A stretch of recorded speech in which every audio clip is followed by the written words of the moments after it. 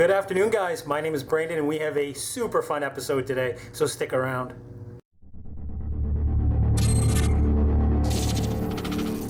Good afternoon, guys. Welcome back. A few episodes back, I did a review on a budget, affordable TIG and stick welder.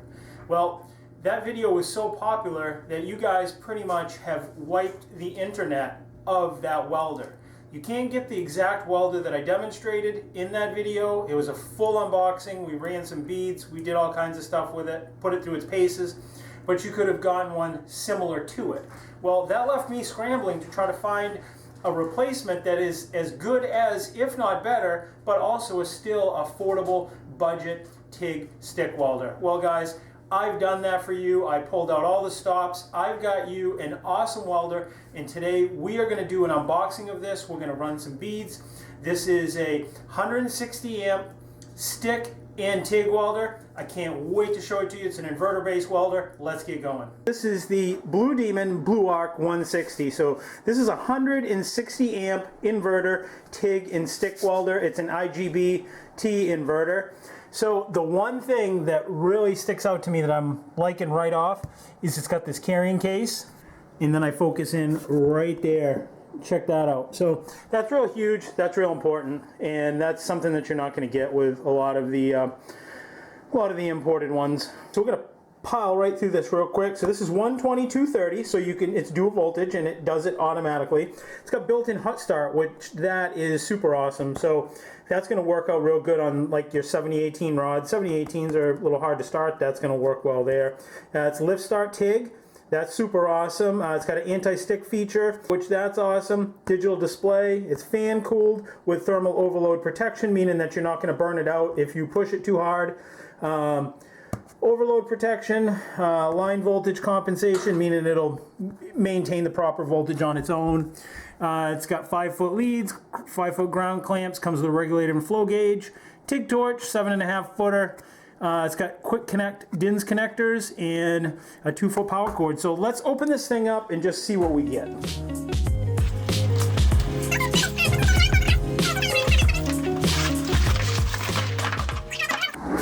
Oh, I feel like a little kid at Christmas. Let's see what we've got. Oh yeah. So let's go through this one by one, and we'll go through each item. We'll physically take a look at it and see what we got. So the first thing we got here is, we've got some Tig Torch Accessories. So we got the back cap piece. It's a long back cap and collet body and collet 16th for 16th inch tungsten. Here we've got the regulator. Looks like to be the regulator. I like how it comes all packaged up, kind of in a nice, you know, some protective cardboard.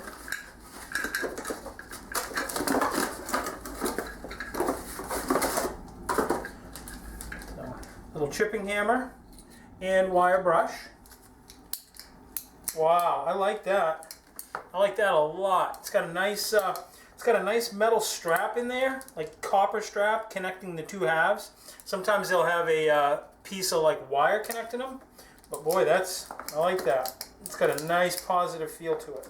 Here's your plug. Now this is again another nice, awesome addition, because a lot of these budget welders that you find online, they're not going to even have a plug on them. You're going to have to buy your own plug. So this right here allows you to go from 220 to 110. So if you don't have 220 power, you can just plug the welder into this and then plug this into a regular wall receptacle. Here's your stinger lead. Oh, it's got a nice positive feel to it. Comes with some directions for the owner manual. Oh yeah, here we go. This is, wow, I really like this Tig Torch setup, guys. It's got a nice proper connection on there. It also comes with a little stubby back cap, but it also comes with a long back cap too, which is nice. So let's pull off, comes with a number 6 cup. That looks like it might be set up for 16th inch, maybe? Okay, so that's a 16th inch collet and collet body that's already in it. And here's your gas valve for the torch. Alright, so now the part you guys have been waiting for. Let's get this thing out of the box.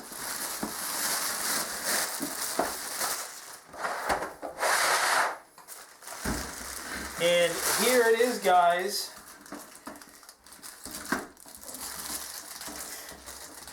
Now, I think it said it comes with a 7-foot power cord, maybe? I'll have to look at the box, but I think it said 7-foot power cord. So, for you guys that are running it on 220, you can plug this directly right into the 220 outlet. For you folks that aren't running it on 220, you can plug it directly into the adapter. Then you can plug it right into your wall. Now, where this is going to come in real handy, so let's say you've got to do some stick welding at a buddy's house. So let's say he doesn't have 220. You can take this welder, throw it in this suitcase, pack some rods in there, everything you need, and go to your buddy's house and do what you need to do. It's nice and portable. It weighs probably around 10 pounds or so. Nice, compact unit. All right, guys, what do you say we get this thing fired up and we start burning some rods with it? Let's do this.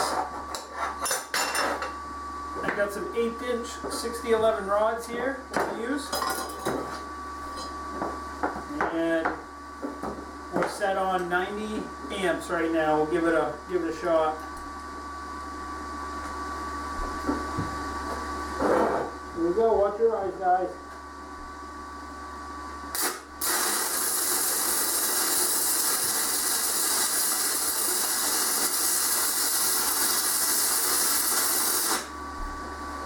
Wow. Oh yeah, I love this, guys. Wow. Guys, this has an incredibly nice arc. Yeah, that hot start is awesome, guys. Real awesome. Oh yeah, look how quick that started.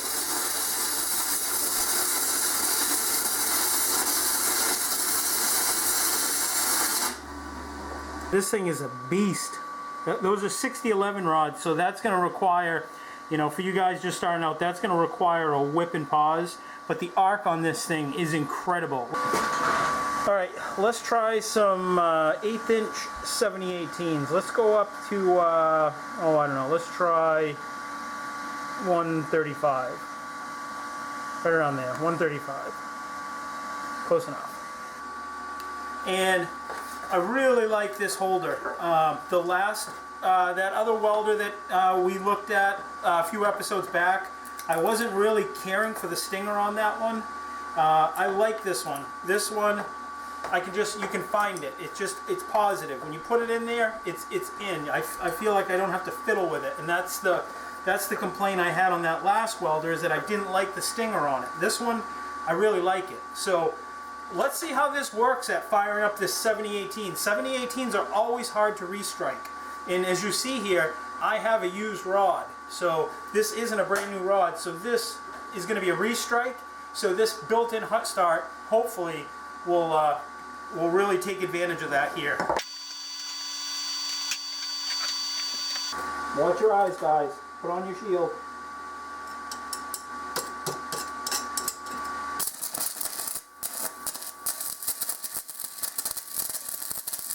Oh yeah. Yep.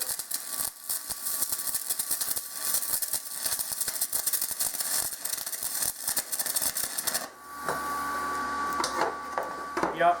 This is awesome, guys. You're gonna like this. I'm really liking that. My amperage was probably a little low. It felt a little low right there. We'll turn it up a little bit and see. But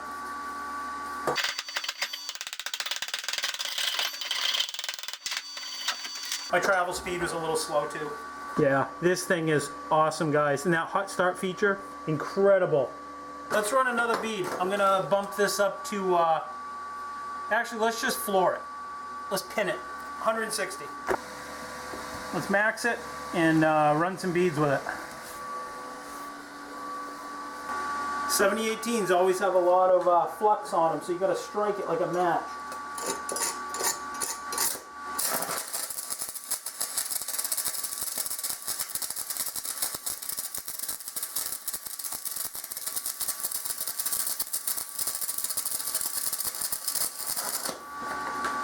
Yeah, you can hear how hot that is. I was moving pretty quick, guys, so I didn't burn through, but you can see I did anyways. But that's cranked up. That's all the way up. That's 160 amps. So to give you guys an idea of what, 160 amps or what you could do with this welder, 160 amps would do everything that you've ever seen me do on my channel. That includes with to spare. So that's the pile trailer rebuild. Everything you've ever seen me do up to at least this date could be done with this welder, 160 amps with amperage to spare. So for you guys looking for an affordable welder that does TIG and stick, this is a super value, and it has a 2-year warranty, which that is awesome. And you don't have to worry about this thing getting sold out and you not being able to buy it or not being able to find parts. So the company's based out of the US and you can get parts easily for it. So let's dig into the TIG feature now and see how that works. I'm thoroughly impressed with the stick feature. I love it. Super butter smooth, and I love how the arc starts on this.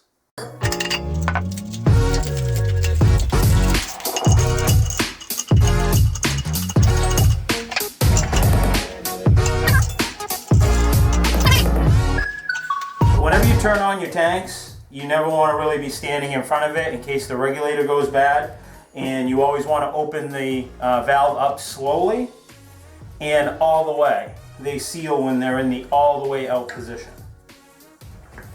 And as you saw, this was a brand new full bottle, and it's showing 2000 psi. Now we take the other end of our TIG torch and connect it into the DC negative port.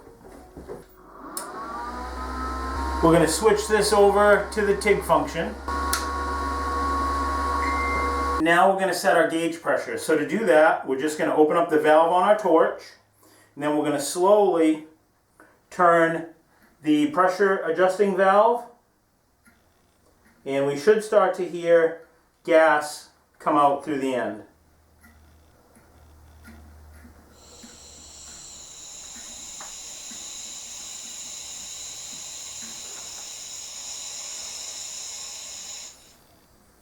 There. So we're at 20 CFH. We're all good there. I have a 1/16 of an inch tungsten sharpened to a point to keep things really simple and easy for right now. What I'm going to do is just put on the long back cap that comes with it.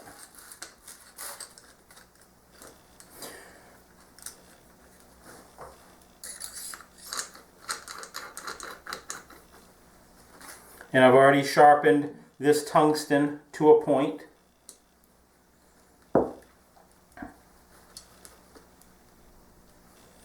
Okay, so I've got some 1/8 inch plate. Let's put a few beads on that and mess with it, and we'll just turn up our welder.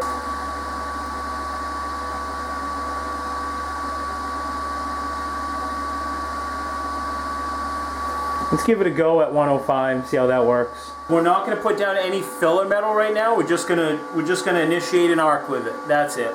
Then we'll progress into putting some filler wire on it. So first thing we're going to want to do is turn on our gas with our adjustment up here, and then with lift start, you're going to make contact with the tungsten to the workpiece.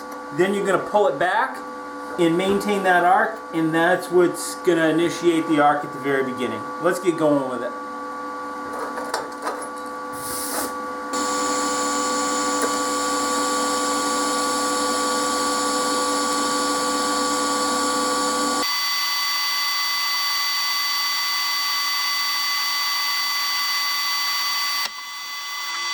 It's a little bit different if you've used high frequency start. It's just snapping out of the puddle is just something you have to, as with anything, just like the beads I ran yesterday. The beads I ran yesterday, they looked horrible because it doesn't matter how much you weld, going from one welder to the next, you're going to need a little bit of seat time because every welder is a little bit different. So, the more you practice on it, the better the weld's going to look. But for our purposes here today, we're just trying it out. We're trying the features, and I really like this TIG setup. Let's start adding some filler. So for the filler, all I've got here is I don't have any 1/16 of an inch filler wire. I've got some ER70S2. It's Blue Demon wire. It's just for carbon.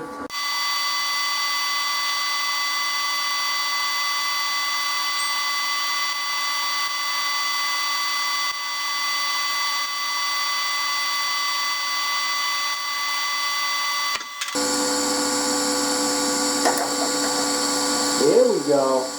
That'll work nice, guys.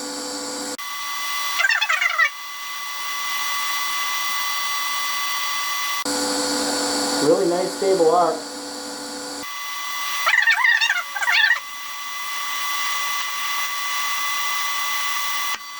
And like I said, guys, anytime that you are using a new piece of equipment or a new welder, that welder is going to be unique to you. So you're going to have to get some seat time. So the first 2 stick welds or 3 that you saw me use on this machine, those are the first 3 stick welds I've ever done with it. Like literally, I have not picked it up. The first bead that you saw struck was the first one that I did on camera. And just like the TIG function, I didn't do any practicing with this. We did this, you know, right on time, and what you saw was what you get. So this is, you know, what you guys will be dealing with, and it's that way with any machine. So I have to say, this is an awesome machine right out of the box. It's like I said, it'll do anything that you've ever seen me do on my channel. So just out of curiosity, I wondered how everything was going to go back in it, because you know how whenever you take something out that's been professionally packed, getting it back in is usually next to impossible. It just literally, you couldn't mess it up. So I put everything back in it. Everything is literally back inside there. I didn't have to fuss with it. And I like that it's in a case. So, you know, maybe you don't have a garage, or you live in a small space, or you have an apartment or something like that. You know, you can store it all together in a nice organized kit. You don't have to worry about all your pieces, you know, losing your pieces, or, you know, it's just nice to be able to keep your stuff all together. So I like that. That's another little thing. But Blue Demon, if you're listening, you need to put a sticker right here on your case, and you need to do one on the back side. Other than that, 5 thumbs up. So in short, guys, I rate this a solid machine. It's awesome. I really love it. The lift start is going to require a little bit, for me anyways, a little bit of a learning curve, because I'm used to a high frequency start. Actually, in a lot of places, the lift start is the preferred method, because the high frequency can cause problems with electronics. It can cause interference. So, you know, it's just something new for me to learn, and that's why we do this stuff. We enjoy learning. We enjoy trying new things. That's what it's all about. So if you guys want to know more about this welder, I'll put a link down below. You guys can check it out. I want to thank you guys for watching. Thank you guys for tuning in. Have a good day. See ya.